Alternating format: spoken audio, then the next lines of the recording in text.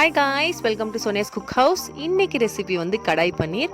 பன்னீர் ஒரு வேர்சிட்டலான இன்க்ரீடியன்ட். இதில் நிறைய ரெசிபிஸ் பண்ணலாம். இன்னைக்கு நம்ம ரெசிபியில் வந்து ஒரு ரெஸ்டாரண்ட் ஸ்டைல் பேஸ் கிரேவி வச்சு எப்படி கடாய் பன்னீர் பண்ணுறதுன்னு நான் காமிக்கிறேன். இதுக்கு முன்னாடி நம்ம சேனலை சப்ஸ்கிரைப் பண்ணாதவங்க சேனலை சப்ஸ்கிரைப் பண்ணிக்கோங்க, பெல் ஐக்கானும் கிளிக் பண்ணிக்கோங்க.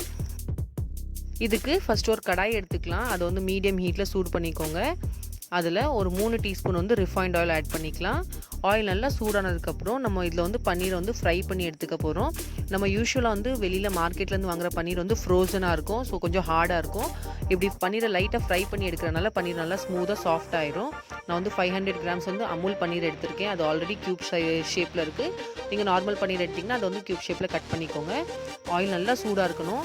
இதில் நம்ம கட் பண்ணி வச்சுருக்க பன்னீரை ஆட் பண்ணிவிட்டு ஒரு ஜஸ்ட் 1 மினிட் வந்து இதை குக் பண்ணால் போதும்.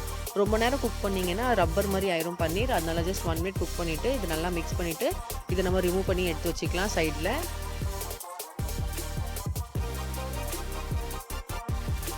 இப்போ இது 1 மினிட் குக் ஆகிடுச்சு. இப்போ வந்து இது நான் ரிமூவ் பண்ணி தனியாக எடுத்து வச்சிடுறேன். இதில் வந்து நம்ம சேம் ஆயில் தான் யூஸ் பண்ண போகிறோம். அந்த பன்னீர் ஃப்ரை பண்ண ஆயிலே வந்து ஒரு டீஸ்பூன் ஜீரகம் ஆட் பண்ணிக்கோங்க. சீரகம் போட்டுட்டு இது நல்லா லைட்டாக ரோஸ்ட் ஆனதுக்கப்புறம் ஒரு பட்டை, ஒரு வந்து ஸ்டோன் ஃப்ளவர்னு சொல்லுவாங்க, இது கடல் பாசின்னு கூட தமிழில் சொல்லுவாங்க, அது ஒரு பீஸு, ஒரு 3 ஏலக்காய், 3 கிராம்பு, ஒரு 2 பிரிஞ்சி இலை, ஒரு வந்து அன்னாச்சி மொக்கு, அதாவது ஸ்டார் அனீஸ். இதை போட்டு நல்லா ஃப்ரை பண்ணிக்கோங்க. இது ஜஸ்ட் 1 மினிட் ரோஸ்ட் பண்ணால் போதும். இது நல்லா ரோஸ்ட் ஆனதுக்கப்புறம் இதில் 2 பெரிய வெங்காயத்தை வந்து சாப் பண்ணி ஆட் பண்ணிக்கோங்க. நல்லா ஃபைனாக சாப் பண்ணிக்கோங்க. சப்போஸ் உங்கள்கிட்ட மீடியம் சைஸாக இருந்தால் ஒரு 3 வெங்காயம் ஆட் பண்ணிக்கலாம். இது நல்லா குக் ஆகட்டும். இது நல்லா டிரான்ஸ்பரண்ட்டாக ஆகணும். நல்லா ப்ரௌனாக ஆகிற வரைக்கும் இது குக் பண்ணுங்கள். இது எப்படியும் ஒரு 5 to 10 மினிட்ஸ் ஆகும். மீடியம் ஹீட்டில் குக் பண்ணிக்கிட்டே இருங்க.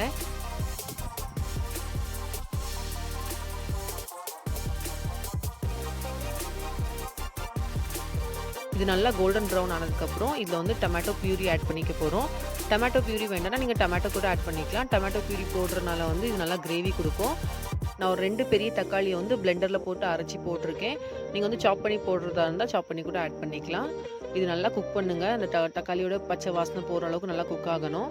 இதுக்கப்புறம் இதுக்கு நம்ம வந்து மசாலா ஆட் பண்ண போகிறோம். இதுக்கு வந்து 1/2 டீஸ்பூன் வந்து மஞ்சள் தூள், அப்புறம் வந்து காரத்துக்கு வந்து ஒரு டீஸ்பூன் வந்து மிளகாய் தூள் ஆட் பண்ண போகிறேன்.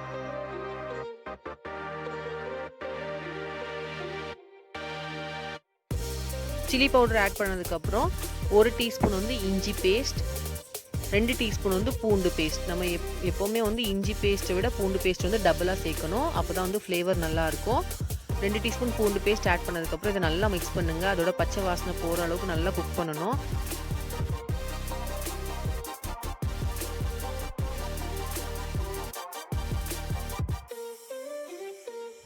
இதுக்கப்புறம் இதில் வந்து ஒரு டீஸ்பூன் வந்து கரம் மசாலா தூள் ஆட் பண்ணிக்கலாம். கரம் மசாலா தூள் போட்டதுக்கப்புறம் நான் ஒரு 1/2 டீஸ்பூன் வந்து சீரக பவுட்ரு போட்டிருக்கேன். இது வந்து நான் ஃப்ரெஷ்ஷாக பவுண்ட் பண்ணியிருக்கேன். நீங்கள் வந்து பவுட்ரு வந்து அப்படியே ஆட் பண்ணிக்கலாம். ஃப்ரெஷ்ஷாக போட்டால் அதோட ஃப்ளேவர் நல்லாயிருக்கும். இதுக்கப்புறம் இதுக்கு தேவையான சால்ட் நீங்கள் ஆட் பண்ணிக்கோங்க. நான் வந்து கல்லுப்பு யூஸ் பண்ணுறேன். நீங்கள் வந்து நார்மல் சால்ட் கூட ஆட் பண்ணிக்கலாம். இதை போட்டு இது ஒரு 5 மினிட்ஸ் குக் பண்ணுங்கள். இதை மூடி போட்டு குக் பண்ணுறதுனால அந்த மசாலோட ஃப்ளேவர்லாம் வந்து நல்லா என்ஹான்ஸ் ஆகும். இதில் பார்த்தீங்கன்னா உங்களுக்கு வந்து ஆயில் செப்பரேஷன் தெரியும். எண்ணெய்லாம் வந்து சைடில் ரிமூவ் ஆக ஆரம்பிச்சிட்டு இந்த டைமில் வந்து நான் ஒரு 1/2 கப் வந்து கேஷ்யூ பேஸ்ட் ஆட் பண்ணுறேன். முந்திரி வந்து சும்மா தண்ணியில் போட்டு நல்லா ஃபைனாக பேஸ்ட்டாக அரைச்சி எடுத்துருக்கேன். சப்போஸ் உங்களுக்கு வந்து ஹெல்த் கான்ஷியஸாக இருக்குது, கேஷ்யூ வேண்டான்னா நீங்கள் வந்து கோகோனட் பேஸ்ட் கூட ஆட் பண்ணிக்கலாம். அதுவும் நல்லா தான் இருக்கும், நல்லா கிரேவி கொடுக்கும். இது நல்லா குக் பண்ணுங்கள். திரும்ப வந்து இதை மூடி போட்டு குக் பண்ணணும். அப்போ தான் வந்து நமக்கு வந்து கிரேவி ஃபார்மேட் வந்து நல்லா திக்காக வரும். என்னோட பேஸ் கிரேவி ரெடி ஆகிடுச்சு. இந்த கிரேவி தான் எல்லா ரெஸ்டாரண்ட்லேயும் வந்து ப்ரீ டிஃபைன்டாக செஞ்சு வச்சுருப்பாங்க. நம்ம என்ன வெஜிடபிள்ஸ் கேட்குறோமோ அந்த டைமில் வந்து ஃப்ரெஷ்ஷாக சாட்டே பண்ணி கொடுப்பாங்க. இந்த கிரேவியை வந்து நம்ம ரெடி பண்ணி நம்ம ஃப்ரிட்ஜில் வச்சுக்கலாம். இது வந்து கெட்டு போகாது. இதில் வந்து நான் வெஜ்ஜிஸ் ஆட் பண்ணுறேன். ஒரு கடமிளகா வந்து டைஸ் பண்ணி ஆட் பண்ணியிருக்கேன். அதே மாதிரி ஒரு 1/2 கப் வந்து க்ரீன் பீஸ் ஆட் பண்ணியிருக்கேன். நான் வந்து ஃப்ரோசன் ஆட் பண்ணியிருக்கனால வந்து நான் பாயில் பண்ணி போட்டிருக்கேன். உங்கள்கிட்ட ஃப்ரெஷ்ஷாக இருந்துச்சுன்னா அது கூட ஆட் பண்ணிக்கலாம். அது ரொம்ப நல்லாயிருக்கும். வெஜிடபிள் போட்டு இதை நல்லா மிக்ஸ் பண்ணிக்கோங்க. இந்த டைமில் உங்களுக்கு எவ்வளோ தண்ணி வேணுமோ அந்த கிரேவிக்கு ஏற்றாப்புல நீங்கள் அட்ஜஸ்ட் பண்ணிக்கோங்க. நான் வந்து கொஞ்சம் ட்ரை கிரேவியாக தான் எடுக்கிறேன். அதனால் வந்து 1 கப் தண்ணி ஆட் பண்ணியிருக்கேன். இதில் நம்ம ஆல்ரெடி ஃப்ரை பண்ணி வச்சுருக்க பன்னீரை இப்போ ஆட் பண்ணிக்கலாம்.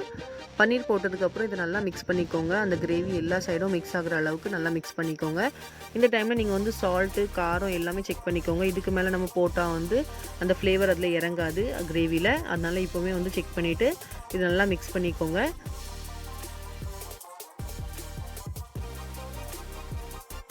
நல்லா மிக்ஸ் பண்ணதுக்கப்புறம் இதை மூடி போட்டு ஒரு 5 நிமிஷம் லோ ஹீட்டில் குக் பண்ணுங்கள். அந்த பன்னீரில் அந்த கிரேவியோட ஃப்ளேவர் எல்லாம் இறங்குற அளவுக்கு நல்லா குக் பண்ணணும். 5 மினிட்ஸ் ஆனதுக்கப்புறம் இதில் நான் வந்து ஒரு மசாலா ஆட் பண்ண போகிறேன். அது வந்து ஒன்றுமே இல்லை, ஜஸ்ட் பெப்பரும் ஃபெனல் சீட், அதாவது நம்ம சோம்பு ரெண்டுத்தையும் வந்து லைட்டாக க்ரஷ் பண்ணி 1 டீஸ்பூன் ஆட் பண்ணியிருக்கேன். இது நல்லா ஃப்ளேவர் என்ஹான்ஸ் பண்ணும். இது போட்டதுக்கப்புறம் நீங்கள் வந்து ஸ்டவ் ஆஃப் பண்ணிவிட்டு இதை சர்வ் பண்ணலாம். இது சப்பாத்தி, இட்லி, பூரிக்கு எல்லாத்துக்குமே ஒரு பர்ஃபெக்டான சைட் டிஷ்ஷாக இருக்கும். ஈவன் பிரியாணி, ஃப்ரைட் ரைஸ் கூட சூப்பரான காம்ப்ளிமெண்ட்டாக போகும். கண்டிப்பாக இந்த ரெசிபியை ட்ரை பண்ணிட்டு எனக்கு ஃபீட்பேக் கமெண்ட் செக்ஷனில் சொல்லுங்கள். இந்த வீடியோ உங்களுக்கு பிடிச்சிருந்துச்சுன்னா லைக் பண்ணுங்கள், ஷேர் பண்ணுங்கள், சேனலுக்கு சப்ஸ்கிரைப் பண்ணுங்கள்.